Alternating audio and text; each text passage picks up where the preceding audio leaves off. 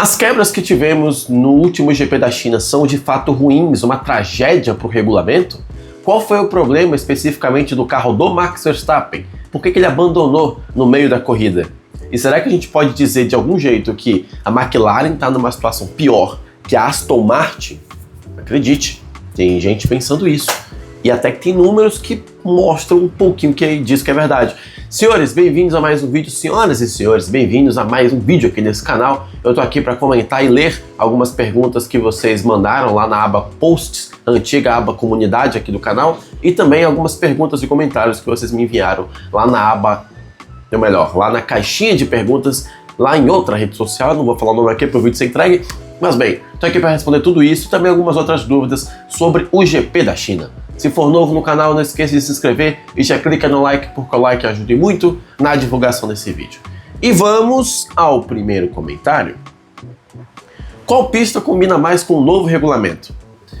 Eu esqueci de pegar aqui para colocar aqui no site, aqui na minha colinha, mas eu posso contar para vocês agora, porque eu vou ver no computador. Bom, como vocês viram no GP da Austrália, esse gráfico foi feito antes mesmo da corrida. Como vocês viram na Austrália, tivemos uma corrida até ok, porém não era uma pista que combinava tanto com o regulamento, porque não tinha tantas freadas fortes, ao ponto de carregar a bateria para que os pilotos disparassem logo depois na saída. E a Austrália está até um pouco embaixo, pior que ela só ficaria o GP da Arábia Saudita, que pelo visto não vai mais acontecer, e o GP de Monza tem a tendência a ser um pouquinho pior em relação ao que foi da Austrália. Enquanto o GP da China é a corrida com a melhor classificação aqui. E ele aqui até perguntou qual que seria a melhor pista. Pelo que está falando esse gráfico, as melhores pistas são, atenção, Azerbaijão, ok, a gente entende, né? São muitas retas e muitas freadas. Nós temos Singapura, que é uma pista bem travada, e China e Mônaco, que me surpreende.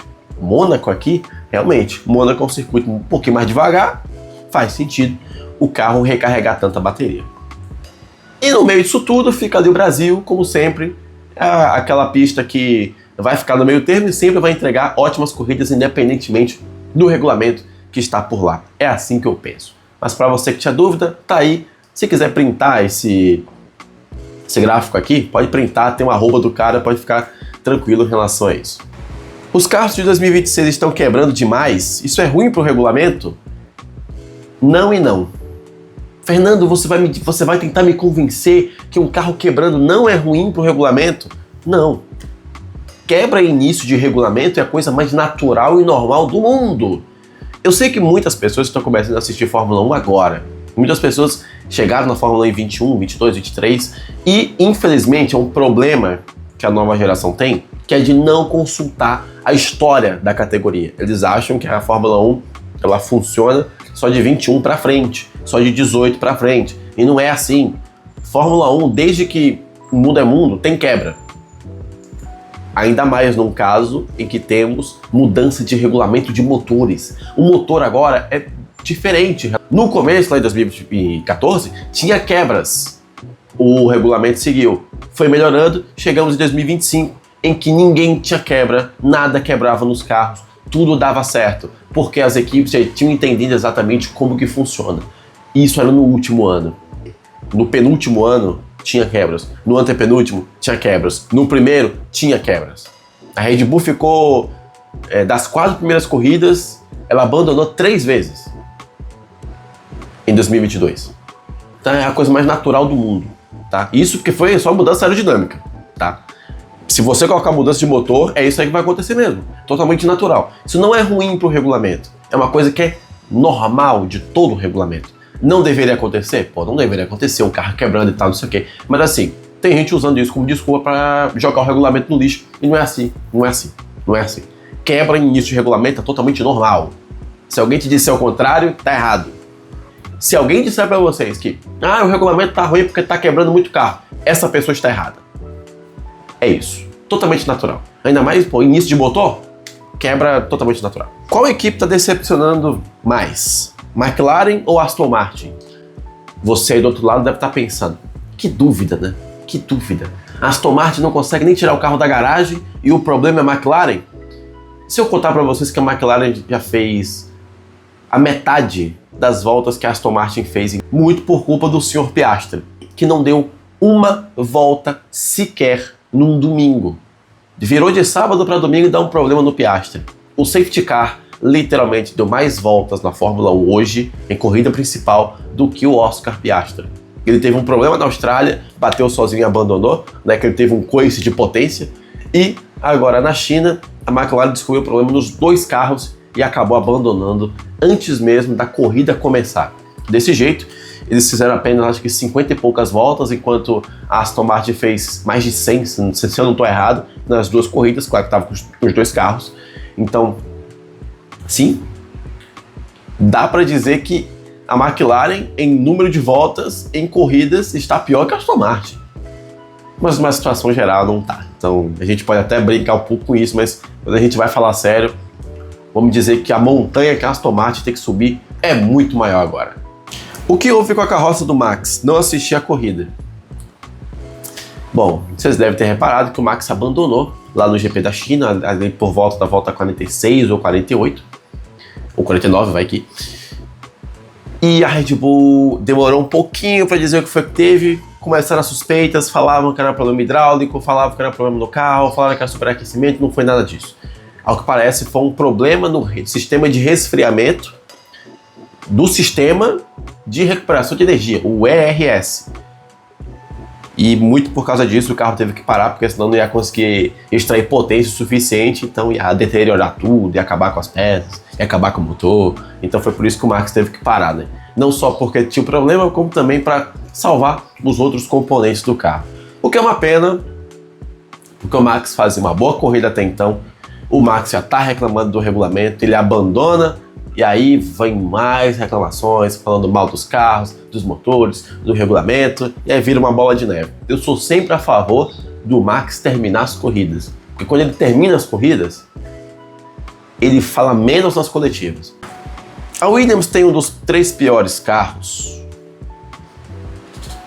Sim, inclusive eu já fiz até um meme só sobre isso, vou colocar na tela aqui agora.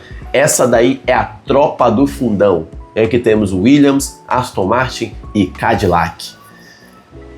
De acordo com o James Valdez, de acordo com as últimas notícias, o carro está enfrentando sobrepeso, então por isso que o carro ainda está um pouco atrás. O carro de fato tem potencial, porém ainda está brigando com isso. A Williams chegou atrasada na pré-temporada, já estava com o carro com sobrepeso na época, ainda está tentando resolver, ao contrário da Audi, por exemplo, que chegou no tempo certo. E pelo que eu fiquei sabendo, está usando lastro, porque o carro está abaixo do limite mínimo.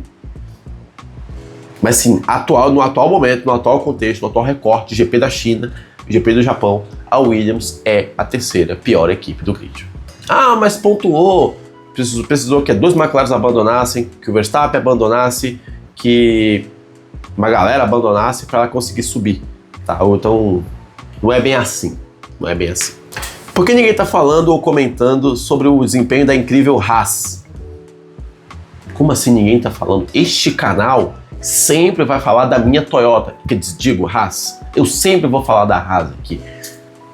Só que não é bem a Haas, é o Bergman, né? O Bergman já marcou 17 pontos nas 2 primeiras corridas, com o sprint, claro, enquanto o Ocon tá zerado. Eu acho que o Bergman tá expondo demais o Ocon, e se continuar assim, eu acho que o Ocon não vai voltar para a próxima temporada. Porque se você mandar embora pela Haas, não sei se outra equipe vai ter tanto interesse em você. É a grande verdade. Sobre o Bergman ainda, ele é o piloto que vai... Se ele continuar assim, eu acho que ele vai acabar colocando pressão nos pilotos da Ferrari. Anota o que eu tô falando. Mas é o Leclerc e o Hamilton. Não duvidem dos caras quererem trocar um dos dois, porque tem um moleque despontando na Haas. Não duvidem. Não duvidem. Sobre a Haas, ela tem um carro equilibrado, disputou muito com a Alpine agora na última corrida, e com a ausência de McLaren e uma Red Bull forte como é o Verstappen, abre mais espaço para ela aparecer. O Ocon só conseguiu aparecer acertando com o Lapito. O Bergman conseguiu aparecer chegando em 5º. Ele já tinha feito coisa parecida no GP do México, quando ele foi o 4º colocado. Ele é um piloto bom, um piloto excelente, mais uma vez mostrando que nem sempre a tabela da Fórmula 2 mostra de fato o que é o piloto. Alguns realmente achavam que a Fórmula 2 era que nem a Série B do Campeonato Brasileiro, em que o piloto chegava entre os 4 primeiros, ele está apto para correr. De vez em quando o 8º ou o 6º, ele é tão bom quanto os caras que já estão na categoria mais alta do automobilismo. Então sim, Ninguém tá falando da Haas porque a Haas é a equipe que vai brigar para ser a quinta força. Mas a gente só vai falar disso mesmo quando ela estiver chegando perto do pódio. Anota o que eu tô falando. E por último, o que esperar de Suzuka? No último regulamento, Suzuka não fez boas corridas. Não foram boas corridas. O Verstappen tomou a primeira posição da última corrida e ficou lá até o final. Rendeu até esse carro aqui. Eu espero, de verdade, uma das piores corridas do ano.